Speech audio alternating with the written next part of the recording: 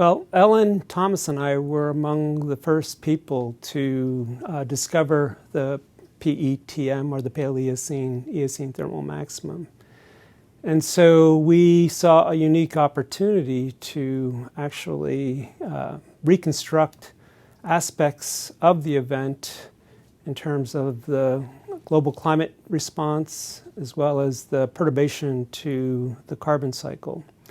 Ellen and I have complementary skills. She's an expert in marine micropaleontology, and I am skilled in isotope geochemistry. And so we combined our skills to begin reconstructing details of the main features of the PETM, the scale of global warming, and the scale of the carbon cycle.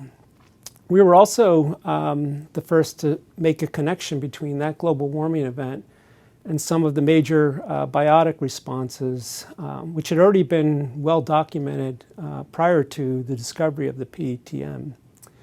And so that was an important connection. It effectively brought together different communities, paleontologists with geochemists, climatologists, climate modelers. And part of the reason is that the PETM was clearly a natural greenhouse experiment, a global warming event that could serve as a case study for testing theory on climate sensitivity, on carbon cycle feedbacks. And so that was sort of the key aspect of the PETM that is relevant to thinking about the impacts of future increases in greenhouse gas levels and global warming.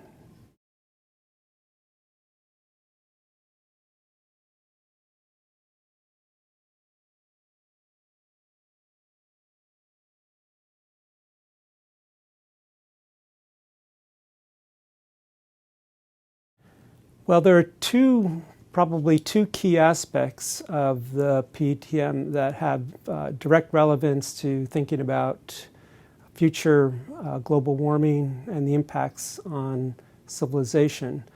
The first is simply greenhouse climate theory and the sensitivity of Earth's temperature to changing levels of greenhouse gases, specifically carbon dioxide. And so the PETM has allowed us to derive a sensitivity of the Earth climate system to greenhouse forcing. And what we've discovered is that the theory, at least, for greenhouse warming is fairly sound. Models would suggest that the Earth's temperature would rise anywhere between 2.5 and 5 degrees centigrade with each doubling of, say, carbon dioxide. And what we have discovered with the PETM is that the Earth's sensitivity during that event was around 3.5 to 4 degrees centigrade, so at the higher end of the estimates for Earth climate sensitivity. So that's sort of one of the key contributions. The other has to do with the testing of theory on the operation of the carbon cycle and the natural processes that sequester or remove carbon from the atmosphere-ocean system. And prior to the discovery of the PETM, there were models that suggested that the natural removal of carbon from a sort of anthropogenic size perturbation would take tens of thousands of years, not centuries, not millennia, but literally tens of thousands of years.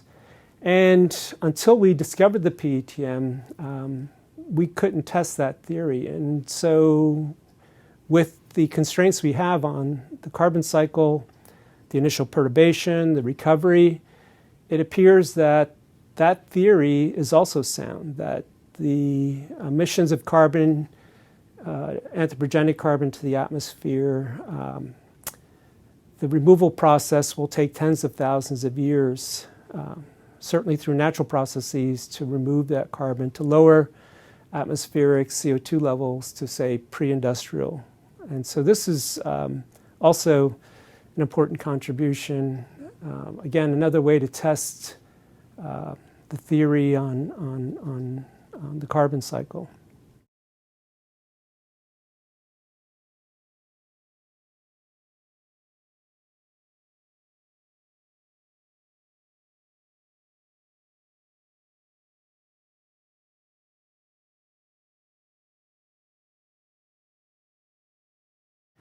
We could certainly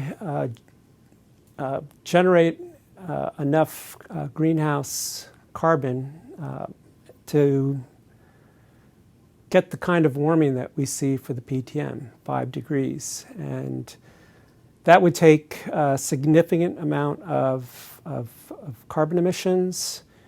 We could prevent that by reducing carbon emissions, switching to renewable energies, which we are doing in a big way now. And so there is time to actually slow the rate of rise in atmospheric CO2 levels to minimize global warming.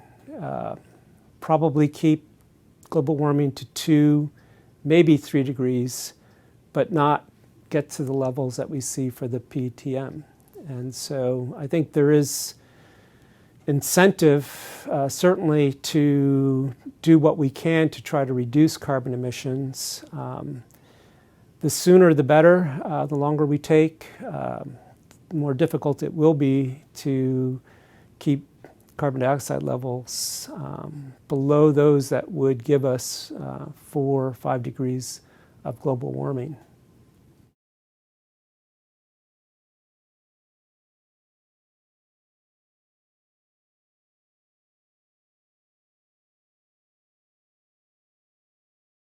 There are certain impacts that are probably unavoidable. I think we're already committed to 1 meter or 2 of sea level rise, even if we were to reverse or reduce carbon emissions immediately.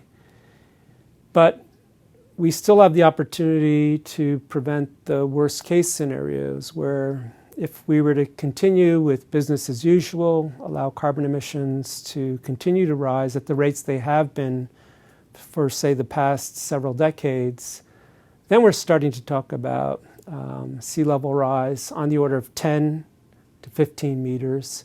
And so I think there is an opportunity to avoid the worst case scenarios for greenhouse global warming.